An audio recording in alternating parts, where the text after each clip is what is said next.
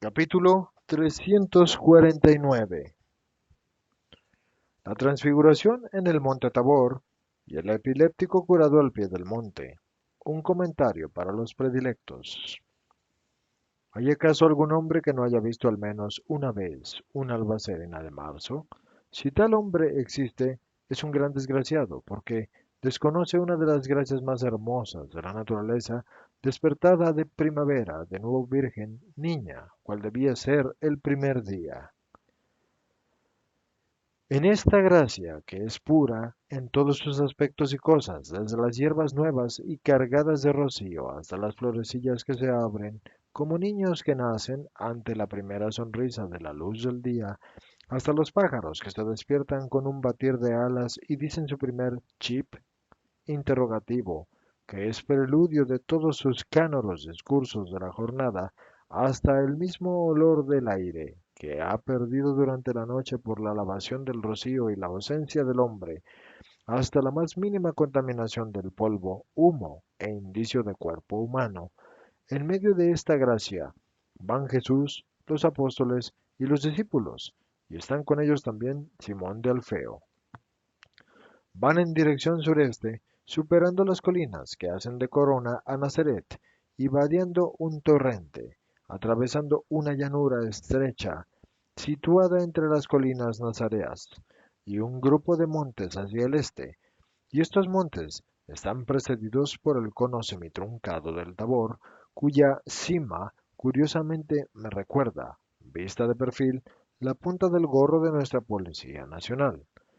Llegan al monte y Jesús se para y dice, Pedro, Juan y Santiago de Zebedeo subirán conmigo al monte.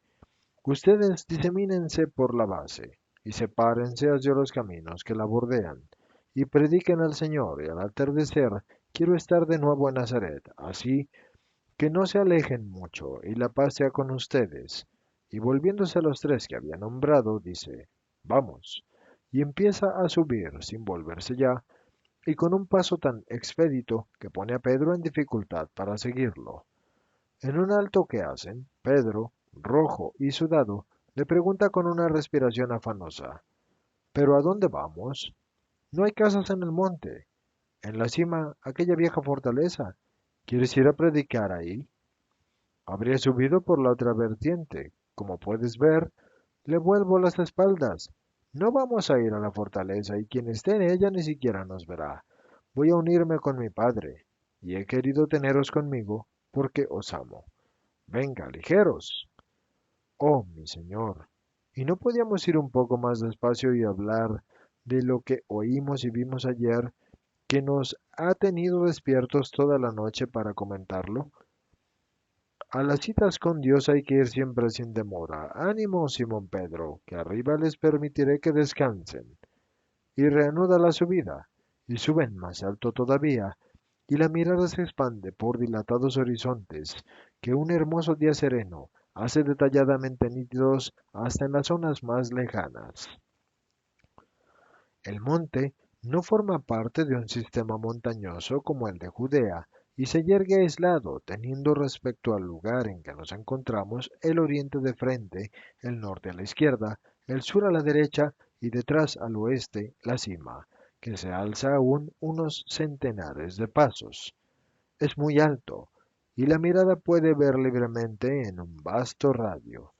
El lago de Genesaret parece un recorte de cielo engastado en el verde de la tierra, una turquesa oval ceñida de esmeraldas de distintas tonalidades, un espejo trémulo que se riza con el viento leve y por el que se deslizan con agilidad de gaviotas las barcas con sus velas desplegadas ligeramente, inclinadas hacia la superficie azulina con la misma gracia del vuelo cándido de una gaviota cuando sigue el curso de la onda en busca de presa. Y luego de la vasta turquesa sale una vena de un azul más pálido en los lugares donde el guijarral es más ancho, y más oscuro donde las orillas se estrechan, y el agua es más profunda y opaca por la sombra que proyectan los árboles que crecen vigorosos junto al río, nutridos con su linfa, y el Jordán parece una pincelada casi rectilínea en el verde de la llanura. A uno y otro lado del río, diseminados por la llanura, hay unos pueblecillos y algunos de ellos son realmente un puñado de casas y otros son más grandes y ya con el aire de pequeñas ciudades. Las vías de comunicación son rugosidades amarillentas en el verde, pero aquí, en la parte del monte, la llanura está mucho más cultivada y es mucho más fértil, muy bonita, y se ve a los distintos cultivos con sus distintos colores sonreír al bonito sol que desciende del cielo sereno. Debe ser primavera y quizás debe ser marzo, si calculo la latitud de Palestina, porque veo los cereales ya altos, aunque todavía verdes, ondear como un mar glauco, y veo a los penachos de los más precoces de entre los árboles frutales colocar como nubecillas blancas y róseas sobre este pequeño mar vegetal, y luego prados enteramente florecidos por los altos senos, sobre los cuales, ovejitas al pasto, parecen pequeños cúmulos de nieve amontonados acá o allá sobre la hierba. Al pie del monte, en las colinas que constituyen su base, bajas y breves colinas, hay dos pequeñas ciudaditas, una hacia el sur y la otra hacia el norte. La llanura ubérrima se extiende especial y más ampliamente hacia el sur. Jesús, después de una breve pausa, al fresco de un puñado de árboles, pausa que sin duda ha sido concedida por la piedad hacia Pedro, que en las subidas se cansa visiblemente, reanuda la ascensión y sube casi hasta la cima, hasta un rellano herboso, con un semicírculo de árboles hacia la parte de la ladera. Descansen amigos, yo voy a orar ahí y señala con la mano una voluminosa roca que sobresale del monte y que se encuentra, por tanto, no hacia la ladera, sino hacia adentro, hacia la cima. Jesús se arrodilla en la tierra herbosa y apoya las manos y la cabeza en la roca, en la postura que tomara también en la oración del Getsemaní. El sol no incide en él, porque la cima los resguarda, pero el resto de la explanada herbosa está toda alegre de sol, hasta el límite de la sombra del borde arbolado, a cuya sombra se han sentado los apóstoles. Pedro se quita las sandalias y las sacude para quitar el polvo y las piedrecitas, y se queda así descalzo, con sus pies cansados, entre la hierba fresca, casi echado y apoyada la cabeza como una almohada, en un matojo esmeraldino que sobresale más que los demás en su trozo de prado. Y Santiago hace lo mismo, pero para estar cómodo busca un tronco de árbol y en él apoya su manto y en el manto la espalda. Y Juan permanece sentado observando al maestro. Pero la calma del lugar y el vientecillo fresco y el silencio y el cansancio lo vencen a él también, y se le caen sobre el pecho, la cabeza, sobre los ojos, los párpados, y ninguno de los tres duerme profundamente, y están en ese estado de somnolencia veraniega que atonta. Los despabila una luminosidad tan viva que anula la del sol, y se esparce y penetra hasta debajo del follaje de las matas y árboles bajo los cuales se han puesto. Abren pues estupefactos los ojos y ven a Jesús transfigurado, y es ahora como lo veo en las visiones del paraíso, tal cual, naturalmente, sin las llagas y sin la enseña de la cruz. Pero la majestad del rostro y del cuerpo es igual, igual en su luminosidad, igual el indumento, que de un rojo oscuro se ha transformado en el adiamantado y perlino tejido inmaterial que lo viste en el cielo. Su rostro es un sol de luz sideral, pero intensísima, en el cual centellean los ojos de zafiro. Parece más alto aún, como si su glorificación hubiera aumentado su estatura, y no sabría decir si la luminosidad que pone incluso fosforescente el rellano provenga enteramente de él, o si la luz propia se une toda a la luz que hay en el universo y en los cielos, concentrada en su Señor, y sé que es algo indescriptible. Aquí hay una nota aclaratoria. Esta es nota de María Valtorta sobre la transfiguración. para desviar las intrigas de Satanás y las insidias de los futuros, y no desconocidos para Dios Padre, enemigos del Verbo encarnado, Dios envolvió a Cristo de aspectos que son comunes a todos los nacidos de mujer, y no sólo mientras fue el niño y el hijo del carpintero, sino también cuando fue el maestro.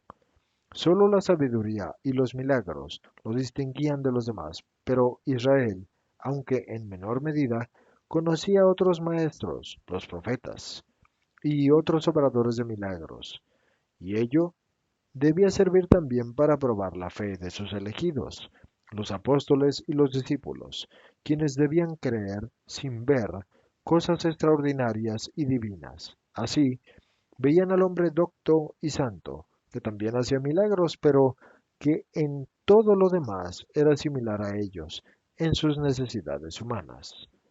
Pero para confirmar a los tres después de la turbación sufrida por el anuncio de la futura muerte de la cruz, él ahora se manifiesta en toda la gloria de su naturaleza divina. Después de ello ya no podía subsistir la duda que el anuncio de la muerte de Cruz había insinuado en sus más cercanos seguidores, pues habían visto a Dios en el hombre que sería crucificado, y era la manifestación de sus dos naturalezas, hipostáticamente unidas, manifestación innegable que ya no podía dejar dudas, y al Hijo Dios, que como tal se manifiesta y se une al Padre Dios con sus palabras, y el cielo, representado por Moisés y Elías, después de zarandear su fe por el anuncio de su muerte, Jesús reestablece, y es más, la aumenta, la fe de los tres apóstoles transfigurándose. Aquí termina la nota aclaratoria de María Valtorta, por tanto, se continúa con la lectura. Jesús está ahora de pie, bueno, diría incluso que está levantado del suelo, porque entre él y la hierba del prado hay como una luz en evaporación, un espacio constituido únicamente por una luz, sobre el cual parece erguirse él, pero es tan viva que podría incluso engañarme, y el no ver el verde de la hierba bajo las plantas de Jesús podría estar provocado por esta luz intensa que vibra y produce ondas, como algunas veces se ve en los fuegos intensos, ondas aquí de un color blanco, incandescente, y Jesús tiene el rostro alzado hacia el cielo y sonríe como una respuesta a una visión que lo sublima. Los apóstoles sienten casi miedo y lo llaman porque ya no les parece que sea su maestro, de tanto como está transfigurado. Maestro, maestro, dicen bajo, pero con ansia, y él no oye. Está en éxtasis, dice Pedro temblando. ¿Qué estará viendo? Y los tres se han puesto en pie. Querrían acercarse a Jesús, pero no se atreven. La luz aumenta todavía más debido a dos llamas que bajan del cielo y se colocan a ambos lados de Jesús. Una vez asentadas en el rellano, se abre su velo y aparecen dos majestuosos y luminosos personajes, uno más anciano, de mirada aguda y grave, con barba larga, bipartita.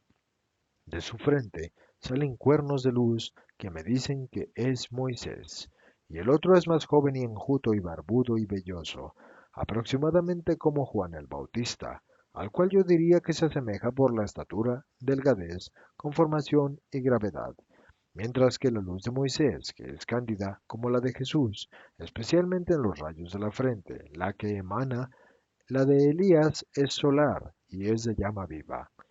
Y los dos profetas toman una postura reverente ante su Dios encarnado y, aunque Él les hable con familiaridad, ellos no abandonan esa postura reverente, y no comprendo ni siquiera una de las palabras que dicen.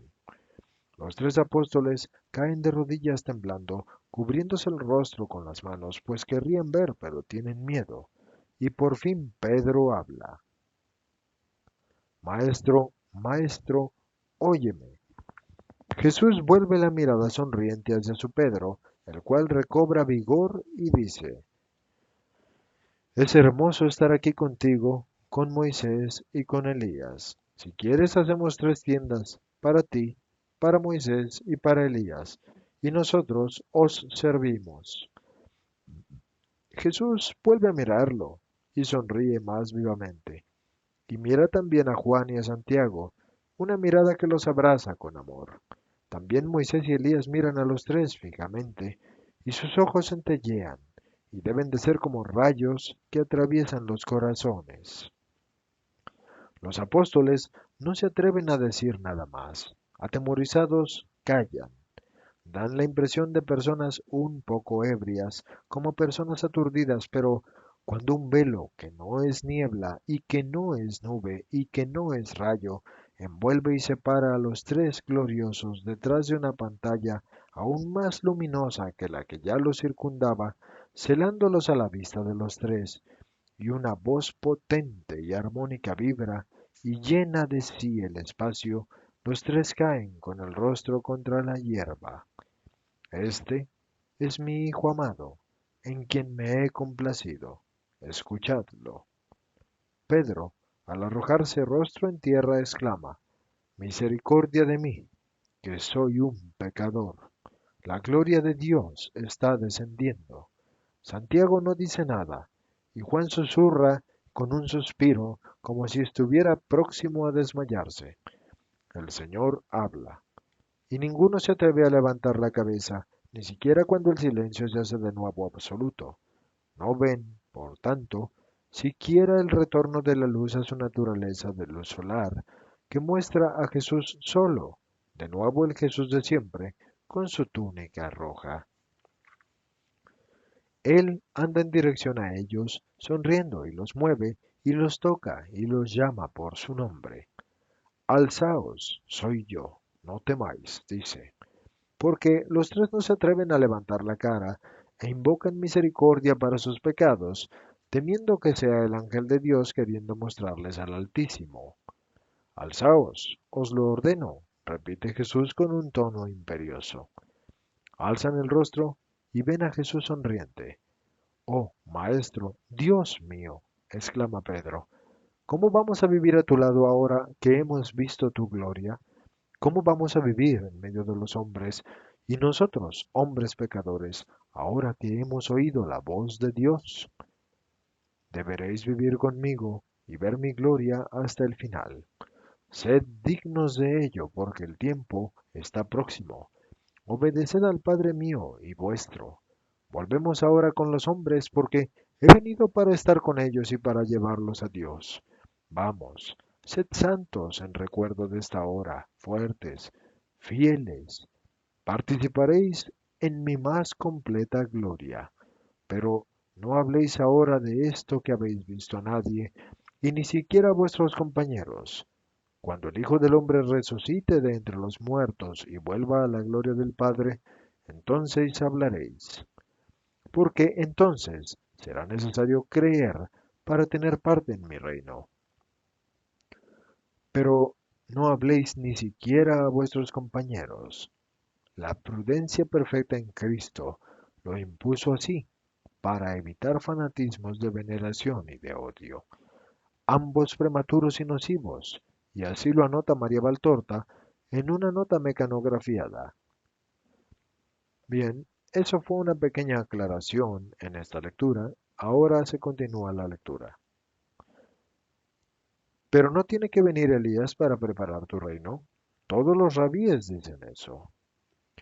Elías ha venido ya y ha preparado los caminos al Señor, y todo sucede como ha sido revelado, pero los que enseñan la revelación no la conocen ni la comprenden, y no ven ni reconocen los signos de los tiempos, ni a los enviados de Dios. Elías ha vuelto una vez, y vendrá la segunda, cuando esté cercano el último tiempo, para preparar a los últimos para Dios. Ahora ha venido para preparar a los primeros para Cristo, y los hombres no lo han querido reconocer.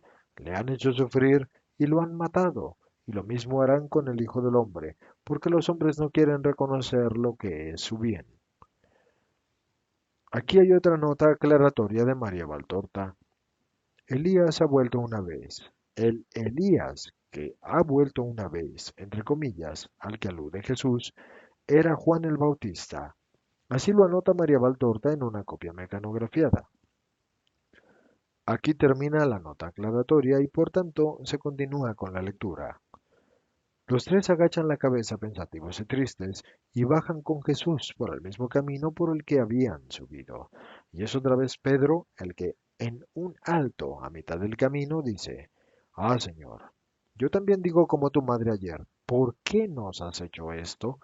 Y también digo, ¿por qué nos has dicho esto? Sus últimas palabras han borrado de nuestro corazón la alegría de la gloriosa visión. Ha sido un día de grandes miedos. Primero, el miedo de la gran luz, que nos ha despertado más fuerte que si el monte ardiera, o que si la luna hubiera bajado a resplandecer al rellano ante nuestros ojos. Luego, tu aspecto y el hecho de separarte del suelo como si estuvieras para echar a volar y marcharte. He tenido miedo de que tú, disgustado por las iniquidades de Israel, volvieras a los cielos, quizás por la orden del Altísimo. Y luego he tenido miedo de ver aparecer a Moisés, al que los suyos de su tiempo no podían verlo ya sin velo, de tanto como resplandecía en su rostro el reflejo de Dios, y todavía era hombre, mientras que ahora es espíritu bienaventurado y encendido de Dios, y a Elías, misericordia divina.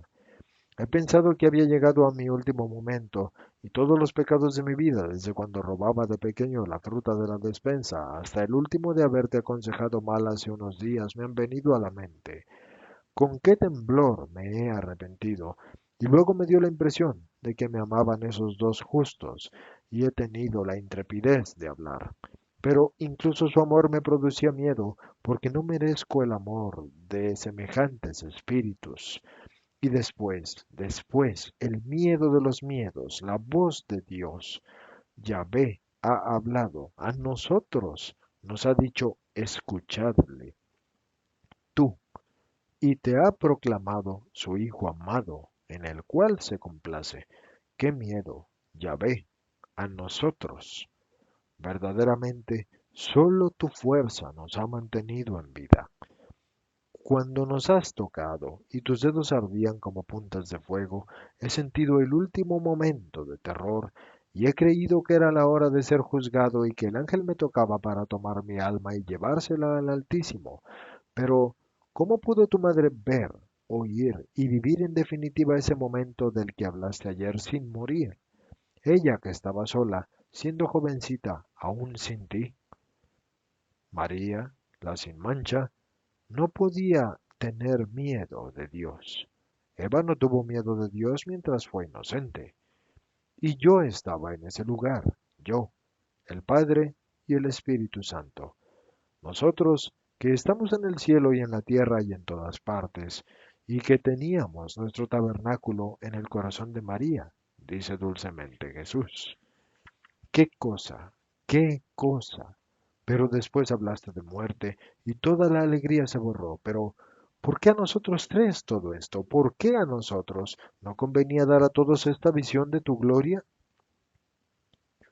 Precisamente porque desfallecéis al oír hablar de muerte y muerte de suplicio del Hijo del Hombre, el hombre Dios os ha querido fortalecer para aquella hora y para siempre, con la precognición de lo que seré después de la muerte.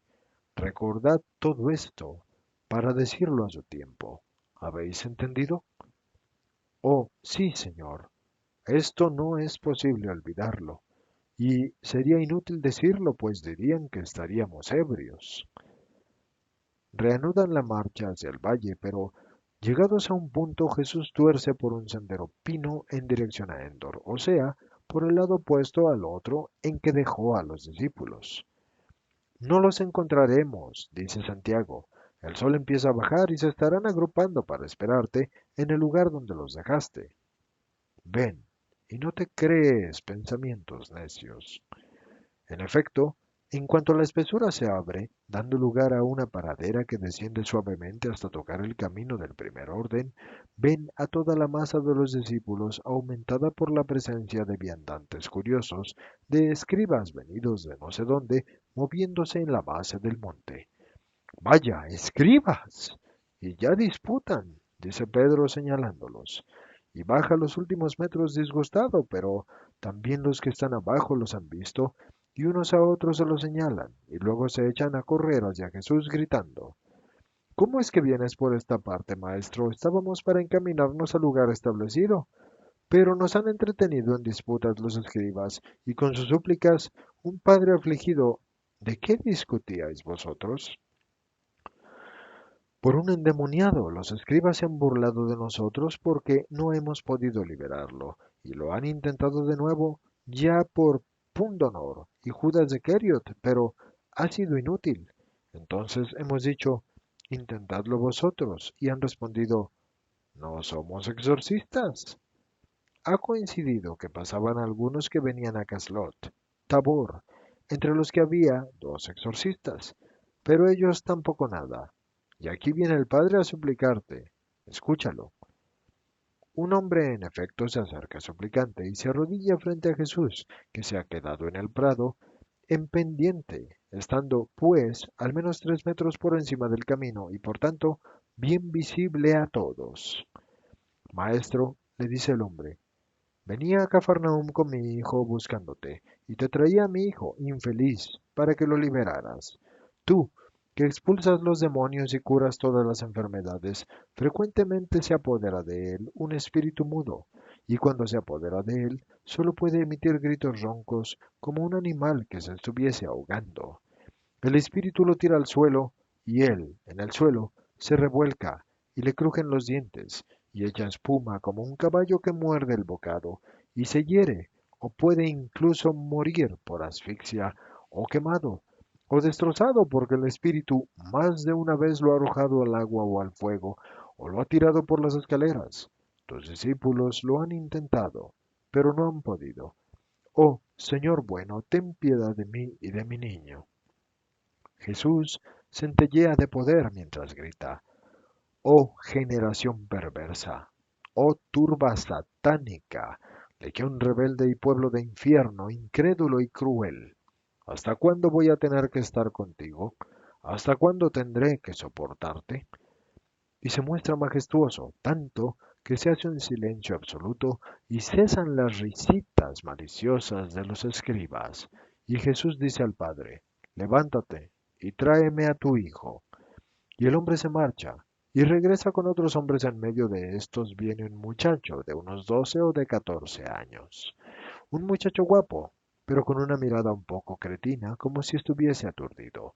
En su frente rojea una herida alargada, y más abajo se ve una cicatriz vieja y blanquecina.